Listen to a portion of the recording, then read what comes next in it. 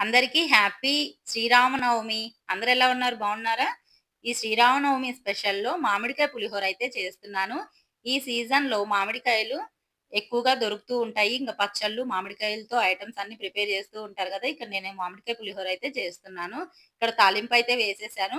Spicy ఎక్కువుండాలి. పులుపు కాబట్టి పచ్చిమిరపకాయలు, ఎండుమిరపకాయలు అయితే వేశాను.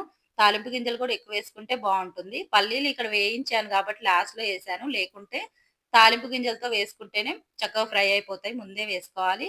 అండ్ కరివేపాకు గూడా వేసేసాను. ఇక్కడ మెయిన్ ఇంగ్రీడియెంట్స్ వచ్చేసి మనకి మామిడికాయ. మామిడికాయ అయితే తురుమైతే వేసేసాను.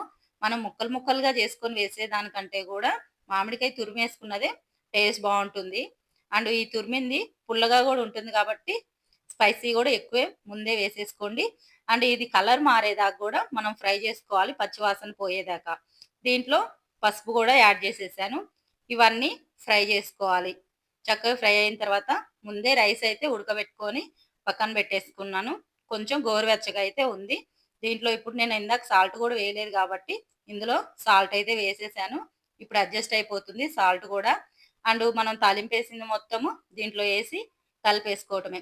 ఈ శ్రీరామనవమి స్పెషల్‌లో ఏ పండుగలొచ్చినా సరే మామిడికాయ పులిహోర చాలా టేస్టీగా ఉంటుంది. మనం సీజన్‌లోనే దొరుకుతాయి గాబట్టి ఈజీగా, టేస్టీగా ఇలా చేసేసుకోవచ్చు. వీడియో నచ్చితే లైక్ చేయండి, షేర్ చేయండి, సబ్స్క్రైబ్ చేసుకోండి. Thanks for watching.